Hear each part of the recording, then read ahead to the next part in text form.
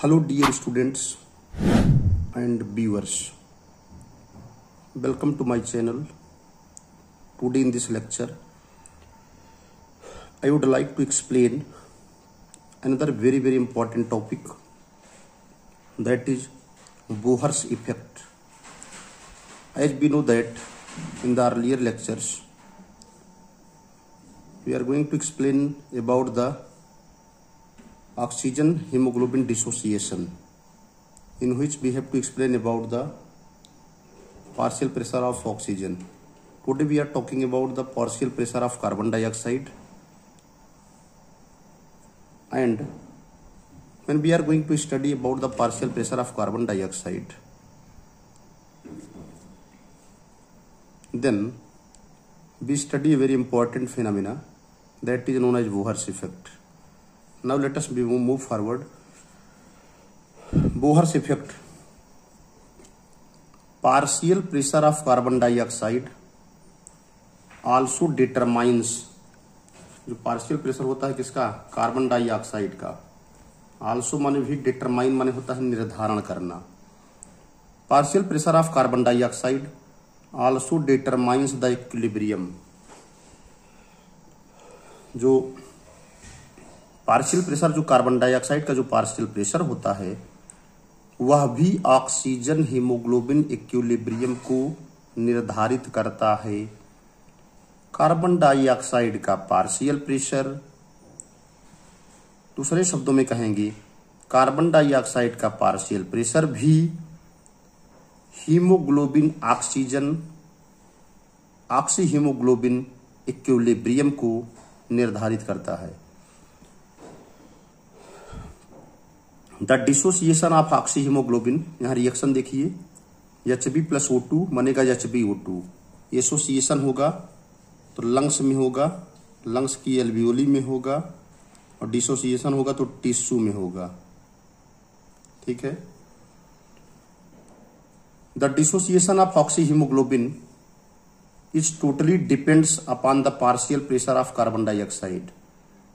ध्यान दीजिए, HbO2 का डिसोसिएशन किस में होगा, Hb और O2 में. अब क्वेश्चन इस बात का है कि HbO2 के रूप में ऑक्सीजन जो है वो सेल के पास पहुंचेगी, HbO2 के रूप में ऑक्सीजन जो है वो टिश्यू के पास पहुंचेगी. तो Hb जब O2 से बाइंड करेगा और बनाएगा HbO2, तो यहाँ पर एसोसिएशन होगा. एसोसिएशन के पश्चात जब ऑक्सीजन जो है हीमोग्लोबिन के साथ जुड़ करके ऑक्सी हीमोग्लोबिन के रूप में ब्लड के द्वारा सेल के पास पहुंचेगी, तो वहां पर डिसोसिएशन होगा. क्योंकि अगर डिसोसिएशन नहीं होगा तो O2 रिलीज नहीं होगी. O2 रिलीज नहीं होगी तो सेल के अंदर इंटर नहीं करेगी. सेल के अंदर इंटर नहीं करेगी तो ऑक्सीडेशन नहीं होगा. ऑक्सीडेशन नहीं होगा तो सेल को एनर्जी नहीं मिलेगी. So the dissociation of oxy haemoglobin, इस तरह से ऑक्सी हीमोग्लोबिन का जो डिसोसिएशन है, is totally depends upon the partial pressure of carbon dioxide. इस तरह से जो ऑक्सी हीमोग्लोबिन का डिसोसिएशन है वो टोटली माने पूरी की पूरी तरीके से डिपेंड माने आश्रित होता है upon the partial pressure of carbon dioxide. इस तरह से ऑक्सी हीमोग्लोबिन का डिसोसिएशन पूरी की पूरी तरीके से कार्बन डाइऑक्साइड के पार्शियल प्रेशर पर निर्भर करता है. When we have to increase the partial pressure of carbon dioxide, जैसे ही हम कार्बन डाइऑक्साइड के पार्शियल प्रेशर को इंक्रीज करते हैं, जैसे ही हम कार्बन डाइऑक्साइड के पार्शियल प्रेशर को इंक्रीज करते हैं, ध्यान दीजिएगा, when we have to increase the partial pressure of carbon dioxide, जैसे ही कार्बन डाइऑक्साइड के पार्शियल प्रेशर को इंक्रीज करते हैं, एंड हाइड्रोजन आयन और हाइड्रोजन आयन को इंक्रीज करते हैं. यहाँ पर ध्यान देने योग्य बात यह है कि partial pressure of carbon dioxide increase होगा, हाइड्रोजन आयन कॉन्सेंट्रेशन भी इंक्रीज होगा. और हम जानते हैं कि जब हाइड्रोजन आयन कॉन्सेंट्रेशन बढ़ेगा तो पीएच घटेगा. इसलिए कहा गया है hydrogen ion concentration are at the low pH. यहाँ पर पीएच लो क्यों हो गया, क्योंकि हाइड्रोजन आयन कॉन्सेंट्रेशन बढ़ेगा. जब हाइड्रोजन आयन बढ़ेगा तो पीएच लो हो जाएगा. So what happen here, when we have to increase the partial pressure of carbon dioxide, जैसे ही कार्बन डाइऑक्साइड का पार्शियल प्रेशर इंक्रीज करते हैं, हाइड्रोजन आयन कॉन्सेंट्रेशन इंक्रीज होता है, या दूसरे शब्दों में कहेंगे कि पीएच लो होता है, oxy haemoglobin dissociates more rapidly into HB and O2। तो ऐसी कंडीशन में ऑक्सी हीमोग्लोबिन जो है डिसोसिएट्स माने विघटित होने लगता है। ऑक्सी हीमोग्लोबिन बहुत तेजी से डिसोसिएट्स हो जाएगा, किसमें, अलग हो जाएगा एचबी और O2 में। And the oxy haemoglobin association and dissociation curve shifted to the right side. इस तरह से ऑक्सी हीमोग्लोबिन डिसोसिएशन कर्व जो है वो राइट साइड में शिफ्ट हो जाएगा। It means that HbO2 releases more and more oxygen in tissue. इसका मतलब है कि HB ज्यादा से ज्यादा जो है, इसका मतलब है कि ऑक्सी हीमोग्लोबिन ज्यादा से ज्यादा ऑक्सीजन जो है वो टिश्यू में रिलीज यानी मुक्त कर रहा है। इन अदर वर्ड्स, दूसरे शब्दों में अगर कहेंगे तो इसको इस तरह से देखते हैं। यहां देखिए, इन other words increase concentration of carbon dioxide. जैसे जैसे हम कार्बन डाइऑक्साइड का कॉन्सेंट्रेशन इंक्रीज करेंगे, उसको हम पहले ग्राफ के माध्यम से बता देते, पहले समझ लीजिए। In other words increase concentration of carbon dioxide, जैसे जैसे कार्बन डाइऑक्साइड का कॉन्सेंट्रेशन इंक्रीज करते हैं एंड डिक्रीज पीएच, और पीएच को डिक्रीज करते हैं, will leads to the decreases the affinity of Hb for O2। इनके कहने का तात्पर्य है increase concentration of carbon dioxide, carbon dioxide के बढ़ते हुए सांद्रण के कारण और पीएच के घटने के कारण that leads to the decreases the affinity of Hb for O2। जैसे ही कार्बन डाइऑक्साइड का कॉन्सेंट्रेशन इंक्रीज होगा, पीएच डिक्रीज होगा, तो तो ऐसी कंडीशन में हीमोग्लोबिन की ऑक्सीजन के साथ जो एफिनिटी है वो डिक्रीज हो जाएगी। हीमोग्लोबिन की ऑक्सीजन के साथ जो एफिनिटी है वो कम हो जाएगी और ऑक्सी हीमोग्लोबिन डिसोसिएशन कर्व जो है वो राइट साइड में शिफ्ट हो जाएगा। इसका मतलब है कि जब हीमोग्लोबिन की ऑक्सीजन के साथ एफिनिटी कम हो जाएगी, इसका मतलब एसोसिएशन कम हो जाएगा, इसका मतलब डिसोसिएशन फास्ट होगा, इसका मतलब है कि HbO2 से बहुत मतलब अलग हो जाएगा।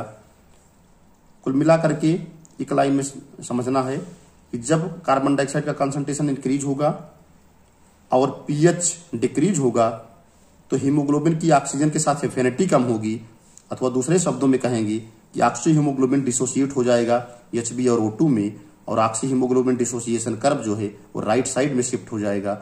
इसी को कहते हैं Bohr's effect. It means it releases more oxygen in the tissue. अब इसको हम डायग्राम के माध्यम से देखते हैं। Now let us we move forward. यहाँ देखिए, डायग्राम के माध्यम से देखिए, यहाँ दिखाया गया है। देखिए, अगर इसको हम डायग्राम के माध्यम से देखें तो यहाँ पर बहुत क्लियर कट दिखाया गया है। देखिए, with the help of diagram we can understand. ठीक है, यहाँ लिखा गया partial pressure of carbon dioxide. ठीक है, HB plus 4 O2 whole 4 HbO2 whole 4। HB है हीमोग्लोबिन या ऑक्सीजन है। जब लो कार्बन डाइऑक्साइड रहेगी, लो कार्बन डाइऑक्साइड कहाँ रहती है, एल्बियोली में रहती है। हीमोग्लोबिन ऑक्सीजन से बाइंड करेगा, बनाएगा HbO2, और HbO2 कब बनेगा, इन लंग्स एल्बियोली। ठीक है, क्योंकि लंग्स की एल्बियोली में ऑक्सीजन कॉन्सेंट्रेशन ज्यादा रहता है और कार्बन डाइऑक्साइड का कॉन्सेंट्रेशन कम रहता है। ऐसी कंडीशन में HbO2 से जुड़ेगा, बना लेगा HbO2। अब HbO2 डिसोसिएट्स होगा किसमें, HB और O2 में, कब, जब हाई कार्बन डाइऑक्साइड होगी, कार्बन डाइऑक्साइड ज्यादा होगी, ऑक्सीजन कम होगी, तो HbO2 डिसोसिएट हो जाएगा HB एंड O2 में। यहाँ देखिए, ये है 2 आयरो बना है, इधर है ऑक्सीजन प्रेशर, ये है 0। ठीक है, ध्यान दीजिए, बहुत इंपॉर्टेंट है ये 0,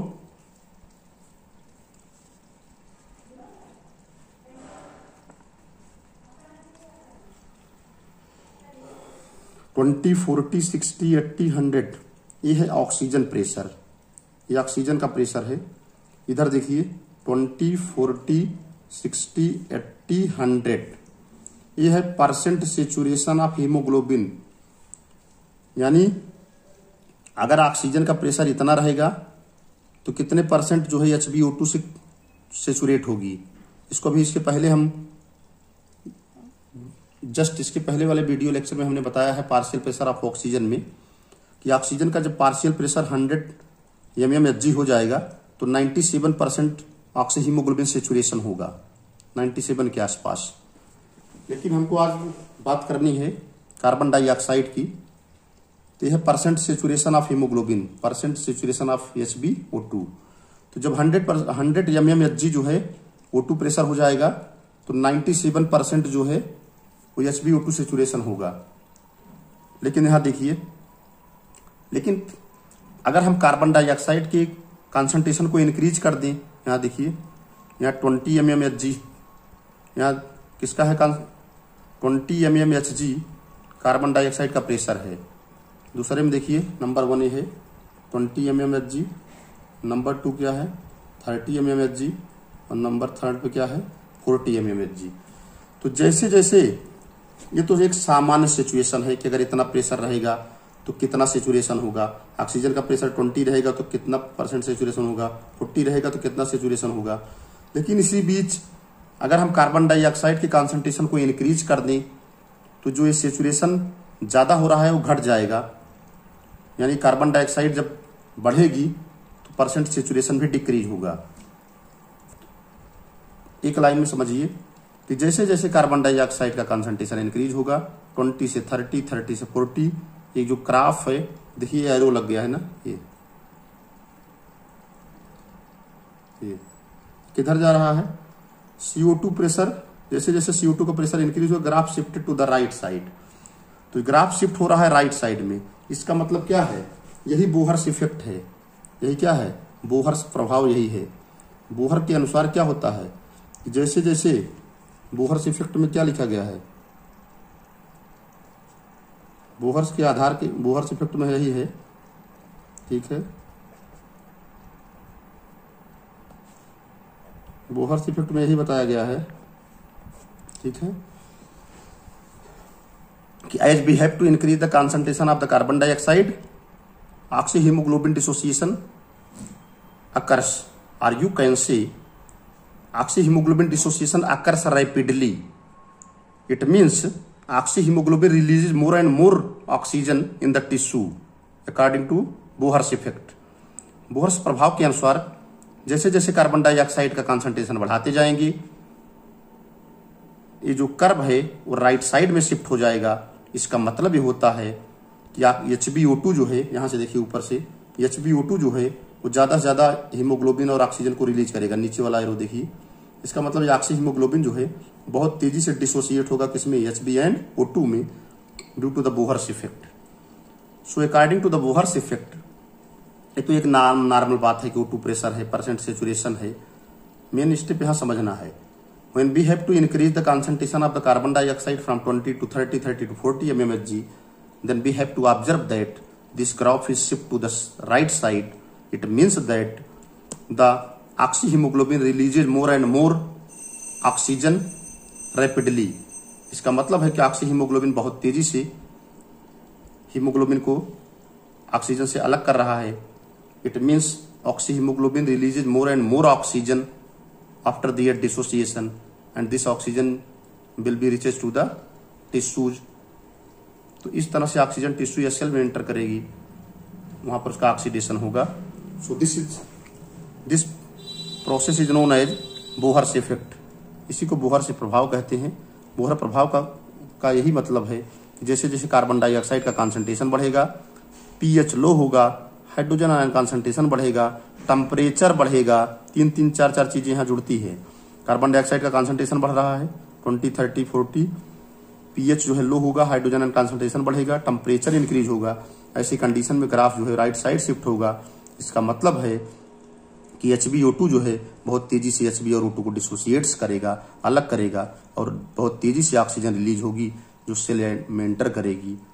that's all about the Bohr's effect. So that's all about the Bohr's effect. I hope that you must be understands the lectures to all of you.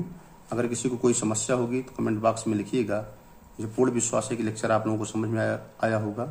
Thanks to all of you watching the video. Thank you.